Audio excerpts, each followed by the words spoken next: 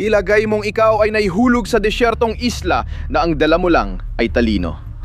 Sa 3 araw, haharapin natin ang matinding pagsubok. Pangangaso, pangangalap, at pag-survive sa mundong hindi pa nasasakop ng sibilisasyon. Mahalaga bawat desisyon. Bawat sandali ay hamon, bawat sulok may misteryong matutuklasan. 3 araw, isang misyon, walang hanggang pakikipag sa palaran. Maligayang pagdating sa hamon ng buhay mo. Simulan ang pangangaso. Araw-araw, lalong humihirap ang mga sandata. Lalong humihirap ang mga lugar. Ulang araw, meron akong sibat na hawak kamay. Ganito gamitin. Hawakan ang dulo, hilahin pa abante, bitawan, tapos boom! Sana ganun din mahuli ang hayop. Ito ang bangka na gagamitin natin sa mga susunod na araw. Ayokong bitinin kayo, pero bawat araw may ibang sandata tayong gagamitin. Sana hindi ako maggutom sa mga araw na ito. Paalis na tayo ng isla ngayon. Magsisimula tayong maglakbay sa tabing dagat at hahanapin ang mga bahurang nasa baybayin na posibleng may masasarap na isdang bahura. Kararating lang natin sa maliit na lock na yon. Makikita niyo na napapalibutan tayo ng malalaking nakausling bahura dito sa paligid natin. Mukhang sobrang linaw ng tubig. Tingnan natin kung makakakuha tayo ng pagkain.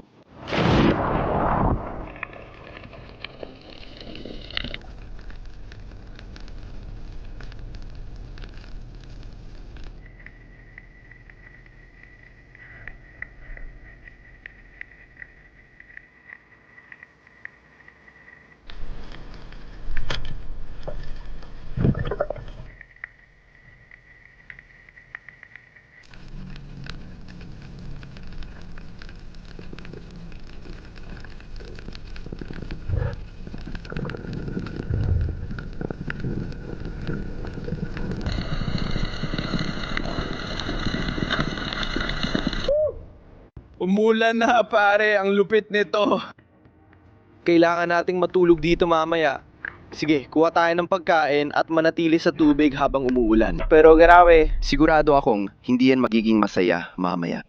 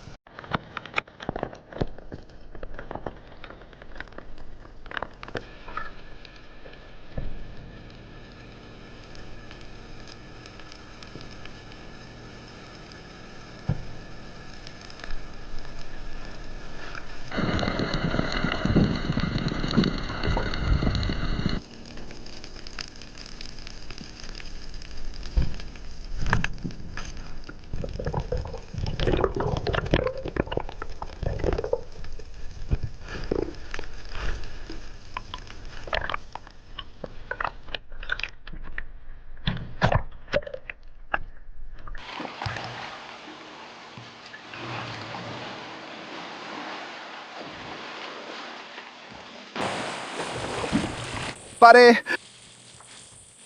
Ang hirap kumuha ng pagkain sa labas. ang hirap gamitin ng sibat. Parang nababantay lang talaga ako dito, pare. Oh, pare. Hindi ito ayon sa plano, mga tol. Iniisip ko na, dahil walang makuha sa coastal reef, baka dapat tayong pumunta sa mas malalim na bahagi para makahanap ng mas malaking target. Mukhang mahirap tamaan ng sibat ang maliliit na isda. Siguro mas mabuti kung subukan ko ang mas malaki. Baka kailangan pa nating lumangoy pa. Maghanap ng bagong bahurang malapit sa pampang at tingnan kung makakakuha ng pagkain. Ay, hindi ayon sa plano ngayon, mga tol. Sobrang lamig at may malalakas na bagyo sa paligid natin ngayon. Literal na nagyelo na ako, pare. Sige, kararating lang namin. May kakaibang isla sa likod, pero umulan kaya mukhang di tayo makakapagsindi ng apoy ngayon. Basang-basa ang kahoy. Maganda raw ang lugar na to para sa mga isdang bahura tulad ng trevally at mackerel. Sana makalubog tayo sa tubig at makita kung ano ang nandito. Gusto namin makahuli ng makakain para tanghalian dahil gutom na kami. Maghahanda na kami at papasok sa tubig. Kailangan namin makakuha agad mga tol. Sobrang gutom na ako.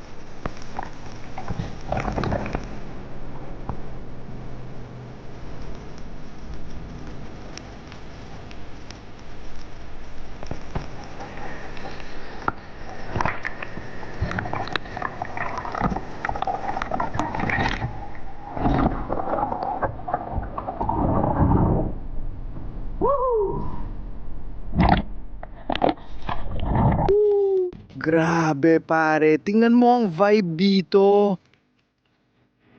Hindi ka paniwala to.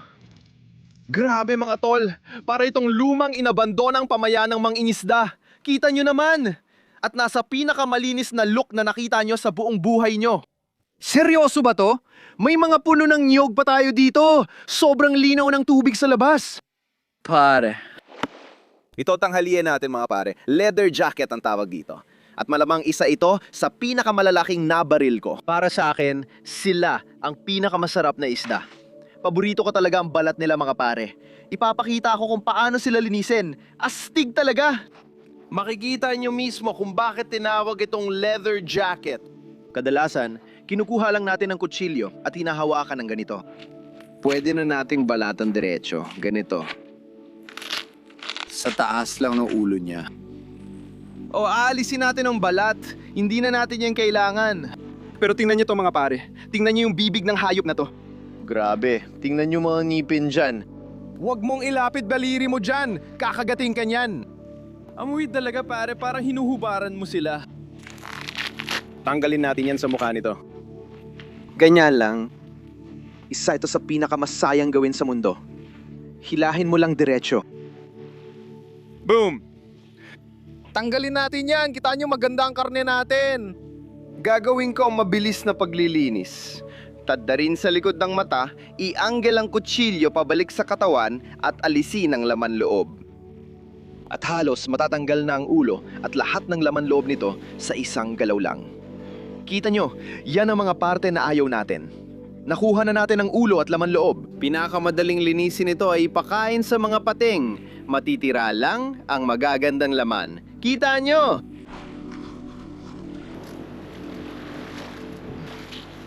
Sige, aalisin natin ang tira at itatapon sa hampas ng alon sa may dalampasigan kasama ng mga buwaya at pating. Matitira na lang ang magagandang piraso ng laman. Iahanda natin yan. Kailangan nating kumuha ng niyog mula sa mga punong niyog. Tara! Sige, nandito ang mga lokal na lalaki. Aakyat ka ng puno para sa amin, kuya, at kukuha ka ng niyog para sa amin. Ayos ba? Gagawin ko, pero ayoko mapahiya siya. Mas okay siguro siya na lang ang pagawin natin, di ba? Tingnan mo yan, yakap na yakap pa sa punong to, pero halimaw talaga siya. Yung punong yan, siguro mga 15 metro ang taas. Oh, eto na, ang daming bunga.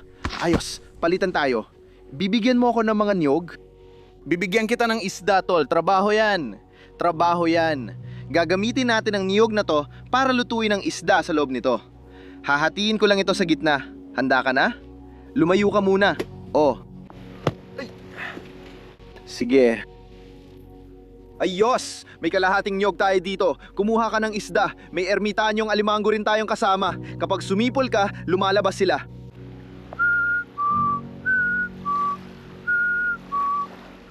Makikamo na, matigas talaga ang laman ng isda. Kaya maganda ito dahil nananatili ang hugis kapag niluluto sa kalamansi at iba pang sangkap. Sige, hinihiwa ko ito ng maliliit. Kita mo, ayos na ang ceviche natin. Tinadad natin ang pino at ilalagay sa loob ng niyog.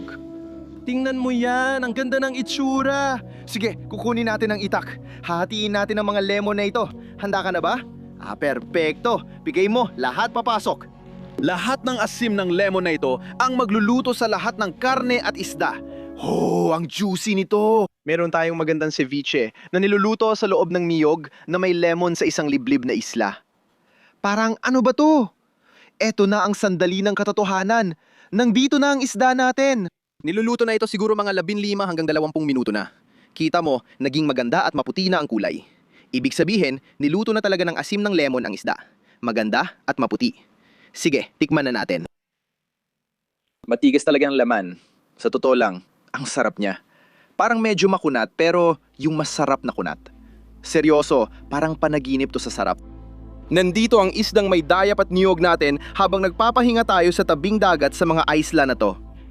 May mga ibon sa paligid. Woohoo! Nagpapalakas muna tayo mga pare bago tayo bumalik doon at alamin kung ano nga ba ang kakainin natin sa hapunan. Tikman mo to. Karaniwan ayaw nila ng hilaw na isda. Gusto mo ba ng hilaw na isda? Hindi? Gusto mo o hindi? Ayos. Hindi, maging tapat ka. Wow, hindi mo alam. Pupunta siya sa tubig para iluwa yon. Lahat ng mga lokal na batang Indones ayaw ng hilaw na isda. Bakit ayaw mo nito? Ang bata pa nito. Grabe, sobrang spoiled ang mga batang to dito. Ang kinakain lang nila ay dogtooth, tuna at mackerel sa bawat pagkain, di ba? Sige, tawagin nating Narnia ang lugar na to. Dito natutupad ang mga pangarap at may kakaibang karanasan ka. Pero kailangan mo ring bumalik sa realidad. Kaya, babalik na tayo sa malalim na asul na dagat. Gusto naming makita kung makakahuli kami ng halimaw. Mangangaso kami gamit ang sibat kamay. Kailangan kong makabawi gamit ang sibat kamay na to. Gusto kong subukan kung makakahuli ako ng malaki, mga tol, para sa hapunan. Gusto ko talagang hamunin ang sarili ko. Kaya tara na, may lakas ako ngayon. Malakas ang pakiramdam ko. Mukha akong astig kahit parang manggang kalahating nasipsip dahil sa buhok ko. Tara na baby, mga tol, may isdang literal na tumama sa likod ko. Ang cute niya, parang may maliit siyang girlfriend. Tingnan natin kung mabubuhay siya. Umalis ka pare, naku.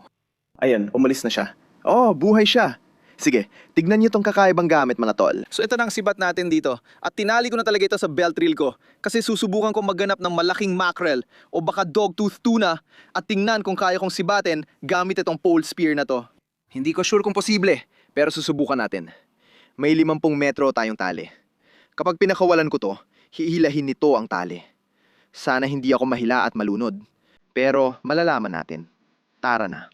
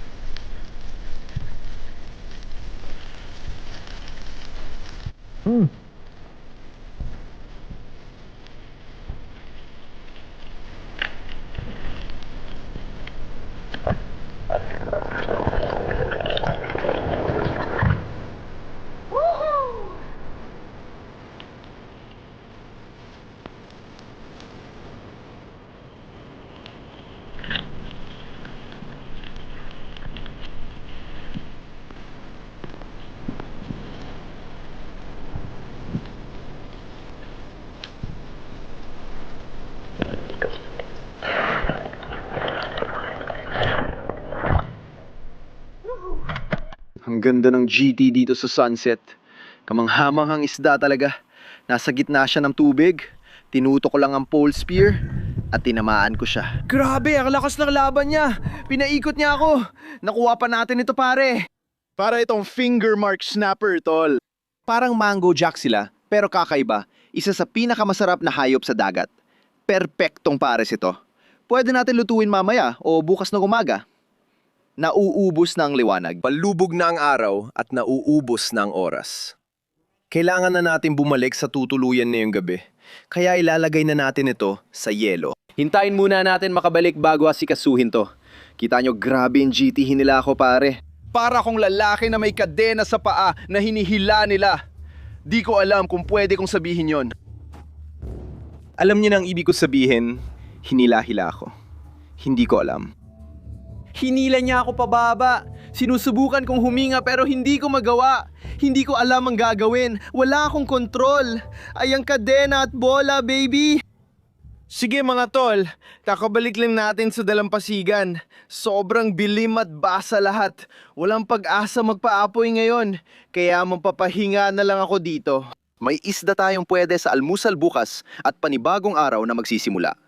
Bagong hamon, bagong kapaligiran, at medyo kabado ako. Kita-kits tayo bukas ng maaga para sa bagong araw. Tara na, tol! Tingnan mo to ngayon. Ang kalmado ng tubig, pare. Naglalakbay lang tayo sa mga bundok na to. Para talaga ako nasa Avatar. Ang surreal! Woohoo! Sino kaya ang makakasayaw ko ngayon? Hey! Grabe naman. Tingnan mo ang tubig ngayon. Maraming isda dito. Magandang umaga mga kaibigan. Ikalawang araw na ngayon, paparada kami sa dalampasigan at magluluto ng isdang nakuha kahapon. Mag-aalmusal tayo ng maayos ngayon dahil may mga bagong hamon at mas mahirap na sandata mga kaibigan.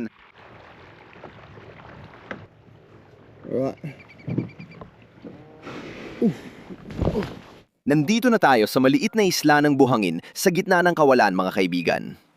Kagabi, naubusan kami ng oras kaya hindi na kami nakaluto ng pagkain. Kaya ito na lang ang kakainin namin ngayong umaga para sa almusal, para magpalakas sa simula ng araw. Ibinigay din namin yung G2 sa batang nagmaneho sa amin kahapon at natuwa siya. May Moses perch tayo almusal ngayon. Mas mahirap ang araw na to mga kaibigan at may dala akong kakaibang sandata na ipapakita ko sa inyo. Pero una, magpapagamo na tayo dito sa sandbank. Iluluto na rin natin lahat kasi gutom na ako. Grabe ang lupit ng lugar na to, pare. Kinuha namin ang kahoy mula sa tinuluyan namin kagabi at dinala sa magandang sandbank na to. Ilalapag na natin. Mga tol, gumagawa lang ako ng apuyan dito. Ipapatong ko lang lahat ng kahoy, kukuha ng mga tuyong pang sinde at isisiksik sa ilalim. Sana agad magliyab kasi sobrang tuyo dito sa sandbank. Woo!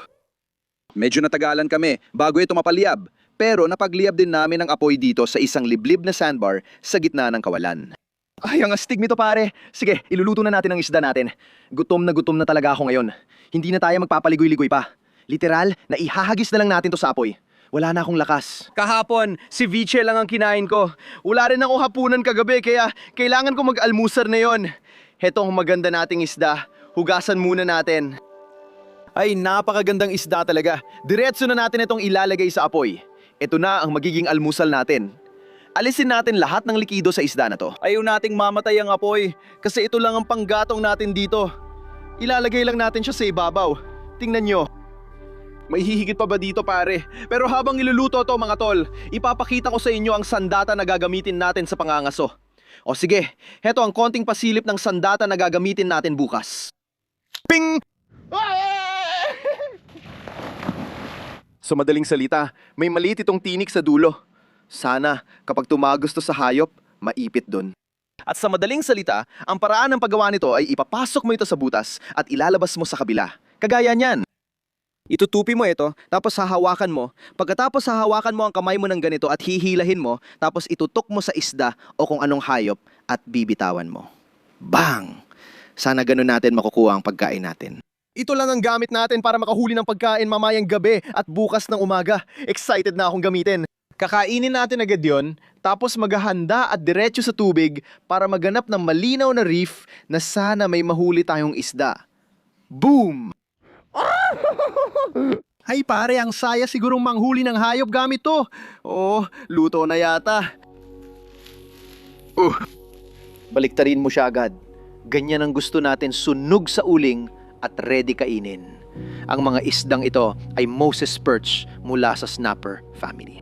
Ibig sabihin, makakapal ang kaliskis at matibay ang balat nila kaya pwedeng diretso sa apoy.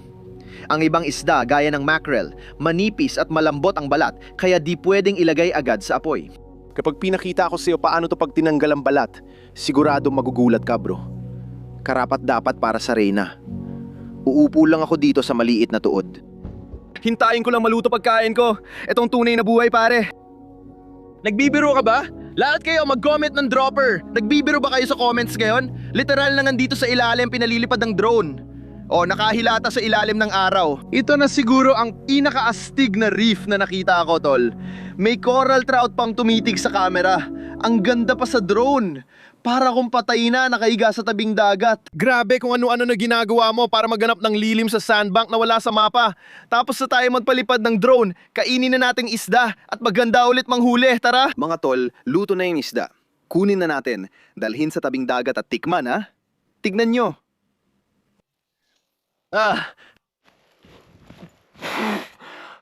Narinig niyo ba talaga yung pagkapaso na yon? Balat ko yon. Grabe, wow.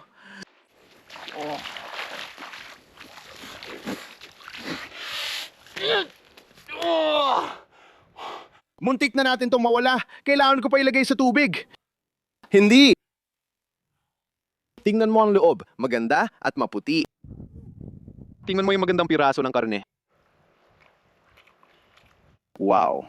Sabi nila, ang daan sa puso ng lalaki ay sa bibig niya. Sabihin na lang natin, si Snapper ang may hawak ng puso ko ngayon. Hindi ka paniwala yan, pare. Woohoo! Tingnan mo siya. Wow! Walang nasasayang sa dagat. Milapa talaga natin yung snapper. Lahat ng isda, pinagpipiestahan na yon. Maghanda na tayo. Alamin kung saan sisisid at pasok na sa tubig. Tara, baby!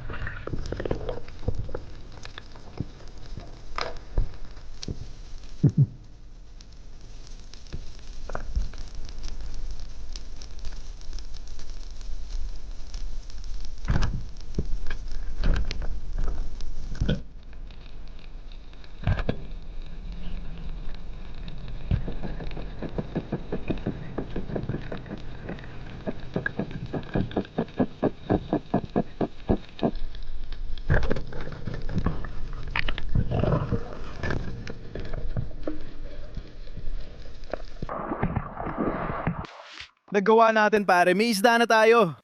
Sobrang hirap nun. Gusto ko lang malaman kung kaya akong tama ng trevally o iba pa. Kinuha pa ng isdang to ang sibat natin. Nakita niya na binaril ko siya sa gitna ng tubig at nabaliw talaga siya. Tinatawag itong red mouth grouper. Kita nyo, maliwanag na pula ang loob ng bibig niya. Ginagamit nila ang malaking bunganga na yan para sipsipin ang biktima. Kaya bagay ito sa inihaw. Ilalagay ko dito ang isda at hihiwa-hiwain ko na siya. Gusto ko lang ng magagandang piraso para sa pagluluto na ito. Ayan, isang piraso. Kukuha ako ng malaking dahon ng saging sa gubat. Dadalhin natin ito sa troso at iahanda ang isda habang dahan-dahan ko itong tinatanggal. Gagamitin natin ang gilid ng dahon ng saging. Kukuha tayo ng karne at igugulong ito na parang maliit na care package. Kita nyo, nandito ang tangkay ng dahon. Pangtali ito ng maliliit nating pakete.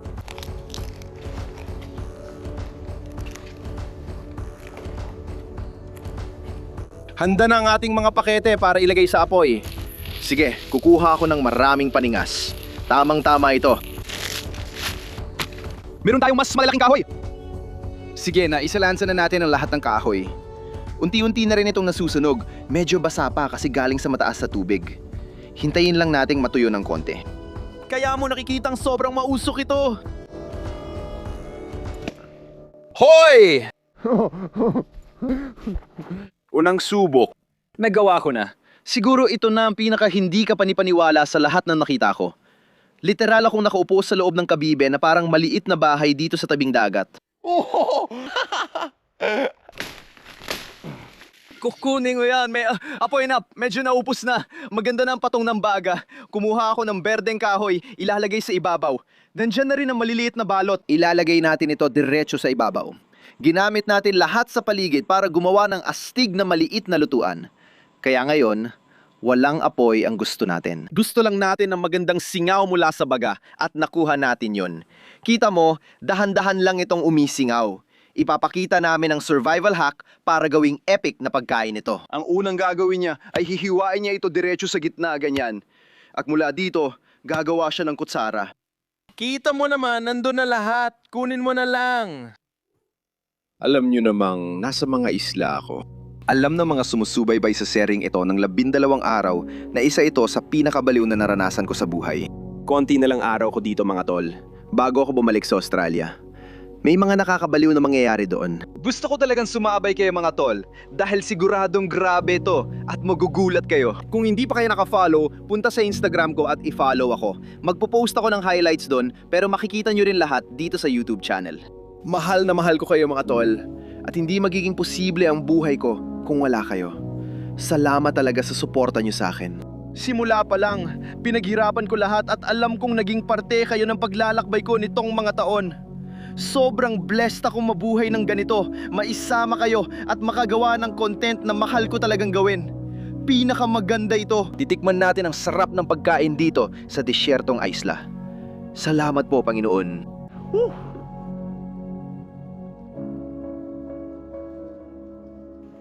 Sobrang juicy nito. Tingnan nyo kung gaano kaganda ang itsura ng karne. Perpekto talaga ang pagkakasingaw nito. Tatanggalin ko ng kaunti mula sa gulugod nito. Hiwalay na siya. Tingnan nyo. Wow. Sige, tikman na natin yan para yung gatas mula sa suso ng Diyos, pare. Hindi ka panipaniwala. Ang Trevally, 7 sa 10 ang score ko. Subukan natin to. Groper to. Mas malambot ang laman kaysa sa Trevally. Bibigyan ko ang Groper ng 9 sa 10. Tinalo niya ang Trevally 100%. Nilantakan ko yung pagkain na yon at ang saya ko ngayon. Sobrang sarap. Sasakay tayo sa bangka para malaman kung saan tayo matutulog ngayong gabi. Bukas, mas mahirap ang hamon sa 3 araw. Pag nakita nyo gagawin ko bukas, mababaliw kayo. Tara, sakay na sa bangka at punta na sa homestay para mag-camping. Tingnan mo silang lahat. Oo pare, ay grabe. Halos mahulog na ako sa unahan. Tingnan mo sila. Oo, mga tol. Grabe ang nangyari dito. Sobrang wild, pare.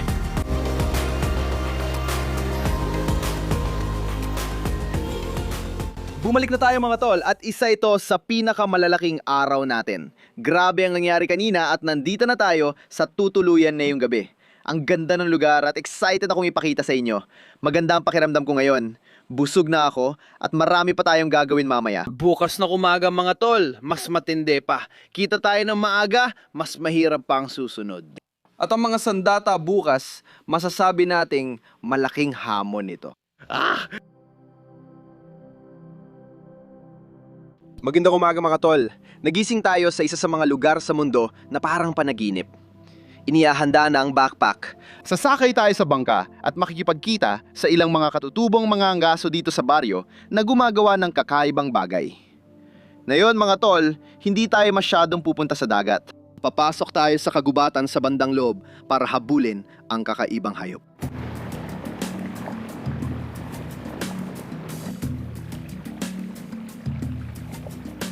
Sige, sa tingin ko dito tayo bababa at magsisimula tayo maglakad sa loob ng kagubatan para tingnan kung makakahanap tayo ng karne. Ganito talaga ang pamumuhay ng mga lalaki dito. Wala silang supermarket, wala silang mga sakahan, wala silang kahit ano. Ang tanging paraan para makakuha sila ng sariwang karne ay mula sa dagat o sa gubat. Kaya doon tayo pupunta ngayon. Hanap tayo ng pagkain sa gubat. Sundan ng mga batang lokal. Tara! Palagi ako namamangha kung paano alam ng mga tao dito kung saan pupunta. Kung ako lang mag-isa dito, siguradong maliligaw ako. Lahat ng kailangan mo ay nandito. Kinakagat ako ng ahas, gagamba at insekto sa iba't ibang bahagi ng katawan. Pero para dito ako nabubuhay. Sige. Makikita nyo ang batang lokal na ito na siya nag-setup ng bitag na babagsak mula sa punong ito. Pag tinapakan ng baboy ito, mahuhuli ang paa niya. Pagkatapos, pwede na nila itong balikan at hulihin. Karamihan ay diretsyo supermarket para sa sariwang bacon. Pero sa mga batang ito, isa lang ang paraan para makuha ito. Mag-ingat ka sa baboy. Tingnan niyo ito mga pare, hindi pa ako nakakita ng ganito. Sabi ng iba, takot sila sa insekto. Pero biro lang yan pare. Sa gubat, gumagapang lang sila kahit saan ka magpunta. Masasanay ka rin. Sana lang hindi yung delikado na makakapanakit sa'yo.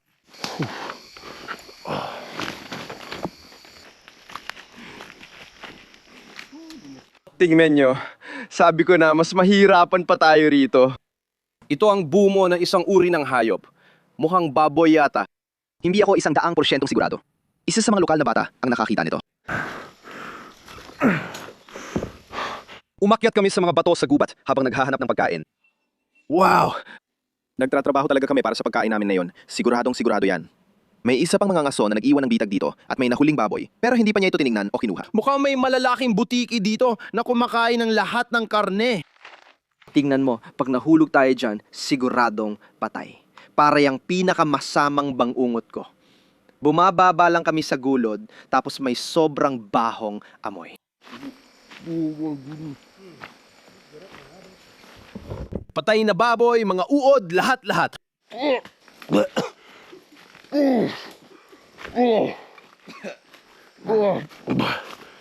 Yan ang pinakamasama. Grabe, yun ang pinakamabaho na naamoy ko sa buhay ko. Kung hindi kayo magsubscribe na yon, may problema kayo. Mag-subscribe na kayo, luto na to. Nasaan ang mga baboy? Kung walang baboy, hahanap tayo ng ibang pagkain. Pinapapawisan ako parang buwaya sa pabrika ng handbag. Haalis na ako sa gubat na to. Kakarating lang namin sa tubig. Sabi ng mga tol may buwaya, kaya mag-ingat kami. Tinignan ko siya at sabi ko, wala akong pakialam bro. Kunin na lang ako ng buwaya para mawala na lahat ng sakit at hirap na dinaanan ko sa gubat na yon. Halika na mga tol, wala na akong maibibigay. Grabe, ganito na ako kapayat. Salamat sa Diyos, nakuha na kami mula sa gubat at makakaalis na kami. Tawang-tawa ang tropa sa likod. Alam nila, pinagdaanan namin. Ay Grabe, tindi noon pare. Sabi ko sa'yo, hindi ako susuko. Hindi ako magugutom ngayon. Hinintay ko talagang lumubog ang araw sa abot tanaw. Pagod ako mula sa gubat na yon. Kasama ang mga lokal na tropa, itutulak na natin ang bangka sa malalim na dagat. Ano target natin, tol? Huhuli tayo ng lobster. Manghuhuli tayo ng lobster ngayong gabi mga tol. Kamay lang ang gamit natin para manghuli ng pagkain, pero magsisisi tayo sa gabi gamit ang mga ilaw. Sige, game na tayo. Parang horror movie na to, pero kukuha pa rin tayo ng lobster, tol. Walang uwi ngayon ng walang lobster o kahit anong hayop na nahuli. Tatapusin ko ng malupit ang hamon na to. Tol, tinanong ko tropa, saan tayo ngayong gabi? Saan tayo manghuhuli? Pupunta tayo sa sikreto kong lugar. Sikretong lugar. Sige, pupunta tayo sa sikretong pugad ng mga lobster. Mukhang wala pa tayong nahuhuling pagkain na yon. Nagpakahirap ako sa gubat pero wala ako nahuling baboy, tol. Kailangan nating makahanap ng kahit anong pagkain, ayos. Sige. Malapit na akong tumalon sa tubig sa gabi. May isang lokal na bata na may sandata, parang pirasong kahoy na matulis ang dulo. At kadalasan, ang ginagawa nila ay hahanapin nila ang isda at tutusukin lang nila. Dito, natutulog ang mga isda sa gabi. Tara na mga pare, tingnan natin kung makakakuha tayo ng pagkain.